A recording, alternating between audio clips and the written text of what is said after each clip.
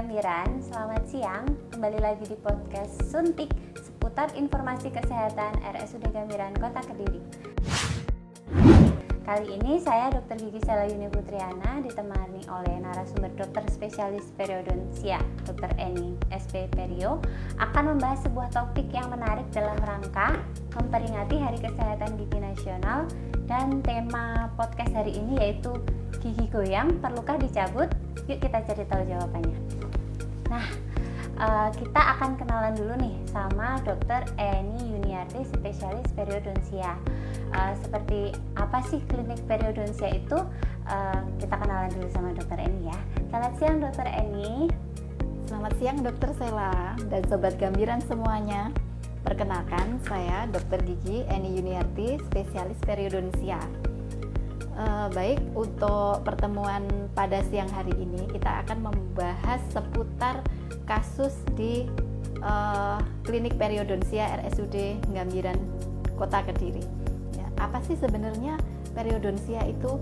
Ya, jadi bagi sobat Gamiran yang belum tahu apa sih periodontia itu, jadi periodontia itu adalah sebuah klinik kita yang membahas tentang penyakit-penyakit gingiva dan periodontal. Jadi apa nanti periodontal dan apa itu gingiva, nanti kita bisa jelaskan lebih lanjut ya Dokter Sela. Oke, sebelum kita masuk ke pembahasan yang lebih jauh Dok tentang gigi goyang, sebenarnya di klinik periodontia sendiri kasus-kasus yang ditangani itu seperti apa sih Dok? Oke, baik. Untuk di periodontia sendiri di Poli Gigi RSUD Gamiran kita bisa menangani beberapa kasus untuk gingiva maupun jaringan periodontal. Jaringan periodontal sendiri meliputi apa aja? Jadi jaringan periodontal itu ada gingiva, ada tulang alveolar, ada ligamen periodontal ya yang ada di akar itu, kemudian akar dari gigi itu sendiri. Nah, jadi kalau misalkan kasus-kasus yang ada di RSUD sendiri yang banyak adalah gigi goyang salah satunya ya yang nanti kita akan bahas. Kemudian ada namanya gingivitis. Jadi gingivitis itu adalah radang gingiva ya, gingivanya itu mengalami keradangan atau biasanya keluhan dari pasien itu adalah perdarahan gusi ya. Kemudian ada lagi yang nanti ada mengarah ke penyakit sistemik. Bisa jadi dia sistemik karena penyakitnya, contohnya pada diabetes ya, ataupun sistemik oleh karena penggunaan obat dalam jangka waktu panjang ya. Nanti kita bisa singgung sambil jalan ya Dok. Yeah. Nah, kemudian di sini kita akan mengambil salah satu topik pada siang hari ini adalah gigi goyang ya. Itu Dok ya. Yeah. Nanti kita bahas satu dulu tentang gigi goyang. Ya, menarik sekali ya Dok. Soalnya memang mungkin ditemui banyak kasus gigi goyang ya Dok ya. Kalau zaman sekarang ini anak-anak muda mungkin sampai dewasa yang sudah sepuh gitu juga ada kasus-kasus gigi goyang gitu ya Dok ya. Ya. Oke.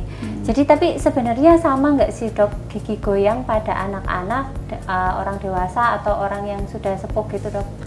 Oke. Jadi gigi goyang sendiri sebenarnya ada dua macam ya, gigi goyang yang fisiologis, ada juga yang patologis. Jadi apa sih fisiologis? Fisiologis adalah kondisi normal. Jadi kapan ini dikatakan fisiologis, kapan ini dikatakan patologis ya, nanti kita lihat dari kondisinya itu sendiri. Jadi misalkan pada anak-anak kalau gigi goyang pada usia pergantian antara gigi anak-anak ke gigi dewasa biasanya terjadi usia 6-7 tahun, itu merupakan suatu proses yang fisiologis. Jadi itu kondisi yang normal, bukan patologis ya. Kemudian pada orang dewasa kapan dikatakan dia normal, kapan dia dikatakan ini adalah kondisi patologis yang membutuhkan suatu perawatan. Nah, jadi itu nanti dilihat dulu kegoyangannya ini dari penyebabnya dulu Dok. Ya, jadi penyebabnya dari apa dulu ini? Jadi penyebab gigi goyang itu macam-macam. Ya, salah satunya itu adalah oral hygiene yang buruk. Ya. Contohnya kadang orang itu baru pergi ke dokter gigi kalau sudah merasakan rasa sakit. Ya, kalau belum sakit itu ya, Dok, ya? Ya, kalau belum sakit itu biasanya cuman begini aja gitu kan. Kalau sudah merasakan sakit, biasanya baru datang ke dokter gigi. Kemudian kita lihat kondisinya. Pasti pasien yang datang dengan kondisi rasa sakitnya, dia terkadang tidak care dengan oral hygiene-nya. Pasti kalau misalkan kita lakukan pemeriksaan, itu akan banyak sekali plak kalkulus ya, atau bisa kita sebut dengan karang gigi ya. Karang gigi ini sebenarnya kelihatannya sepele, Dok ya. Tapi sebenarnya karang gigi ini karena dia itu ditempeli oleh suatu bakteri ya. Jadi ini akan menjadi penyebab di masa mendatang ya. Kalau kita tidak segera mengambil sikap, tidak segera membersihkan karang gigi ini akan menjadi penyebab masalah yang lebih besar di kemudian harinya ya. Salah satunya adalah gigi goyang. Pasti ini awalnya kondisi yang diabaikan di awalnya. Sebenarnya awalnya pasti sudah ada gejala ya, sudah ada gejala tapi kita abaikan, kita tidak care dengan kondisi rongga mulut kita, kemudian terjadilah gigi goyang. Jadi awalnya itu dari karang gigi itu kalau kelihatannya dari luar cuman kotor aja ya. Tapi kalau dia sudah masuk ke dalam gusi atau gingiva, itu semakin dalam bakterinya itu menyerangnya juga lebih dalam lagi. Ya, dia bisa merusak tulang ya. Nanti tulang itu lama-lama akan teresorpsi atau terkikis, akhirnya tulangnya menjadi turun ya. Kalau sudah nanti tulang turun, nanti diikuti dengan gusi yang turun, nah perawatannya itu nanti lebih kompleks lagi, Dok ya. Pasti lebih susah lagi kalau sudah melibatkan keduanya. Kalau masih tulang turun, oke lah, nanti ada terapi namanya bedah flap yang menambahkan bone graft ya. Tapi kalau sudah yang gingivanya turun gimana ya, itu lebih susah lagi, Dok ya. Susah untuk pasiennya juga dokternya ya. Jadi gitu. kayak menyimpan bom waktu gitu ya, Dok ya. Jadi kayak betul. akan menimbulkan masalah di suatu hari gitu. Ya, jadi betul. memang penting untuk kita membersihkan karang gigi, periksa ke dokter gigi setiap 6 bulan sekali gitu ya, Dok ya. Ya, betul, jadi betul, Dok. itunya. Jadi karang gigi itu kelihatannya sepele tapi ternyata dia sangat membuat kerusakan yang luar biasa ya. Nah, itu salah satunya dari oral hygiene tadi ya, karang gigi. Kemudian yang kedua apa? Posisi gigi. Jadi gigi itu kalau dia crowded ya, crowded, kemudian kita lihat oklusi. Jadi oklusi itu pertemuan antara gigi atas dengan gigi bawah.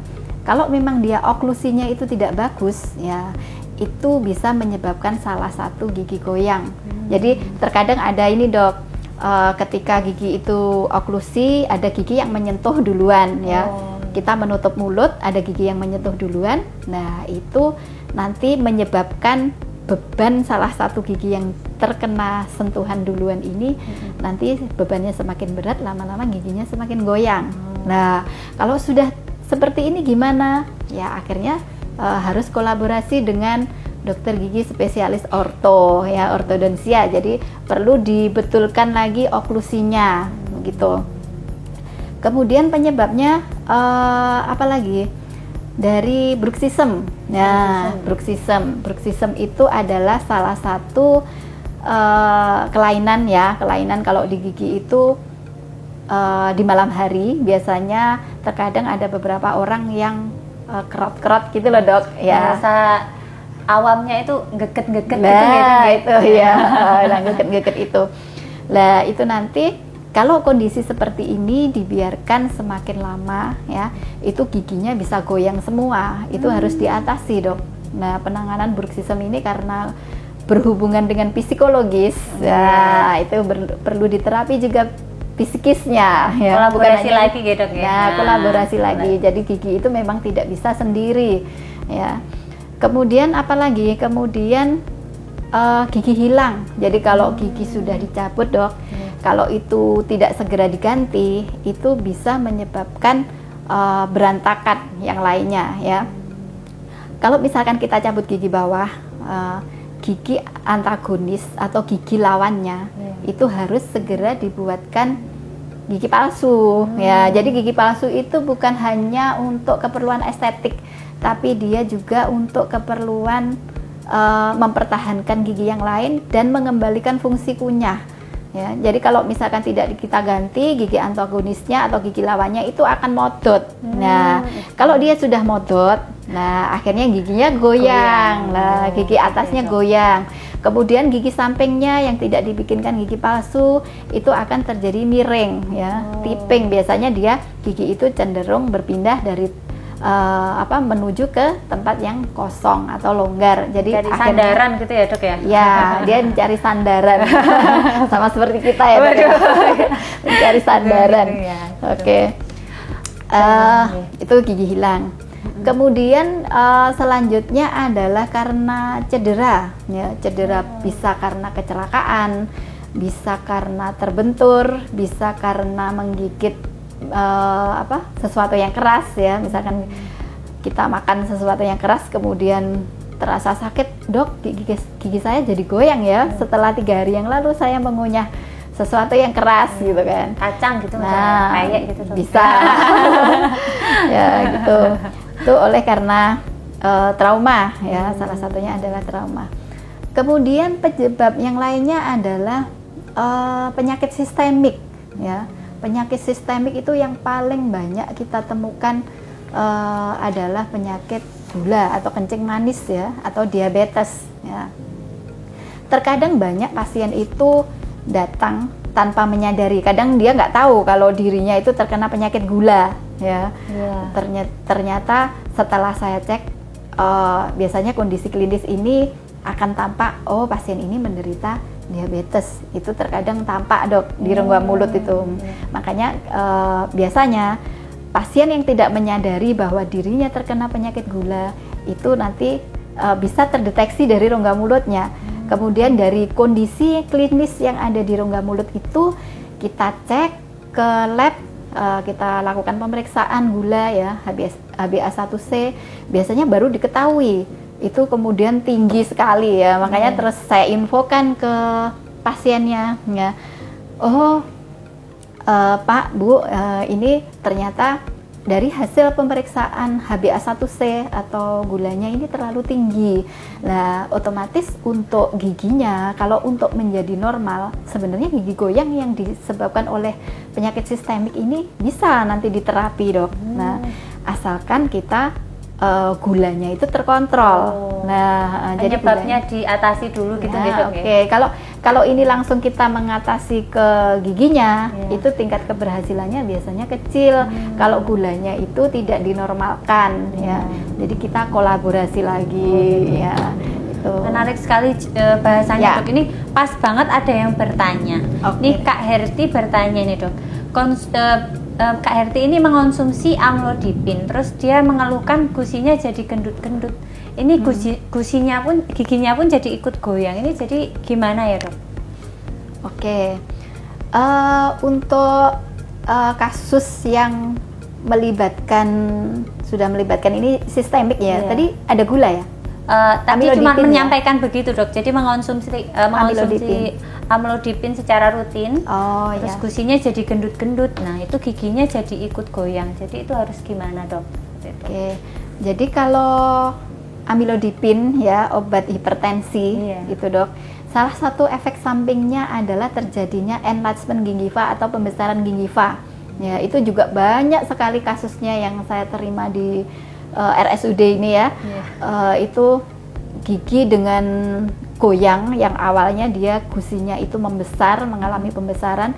Terkadang bahkan ada yang kesulitan untuk mengunyah, Dok, karena saking membesarnya di area yang palatal, ya, yang belakang. Akhirnya kesentuh sama gigi bawah, akhirnya dia mengalami kesulitan mengunyah. Nah, itu nanti saya juga kolaborasi dengan sejawat penyakit dalam, ya, untuk biasanya saya konsulkan untuk penggantian obatnya amlodipin itu. Setelah nanti diganti, pasien baru kontrol 1 bulan atau 2 bulan. Biasanya kalau sudah diganti nanti pembesarannya itu dia akan berkurang, Dok. Nah, kalau sudah berkurang, kemudian kita cek lagi. Kalau misalkan masih ada pembesaran, baru itu nanti yang kita terapi, ya. Masih ada sisa-sisa pembesaran gingiva, itu nanti kita lakukan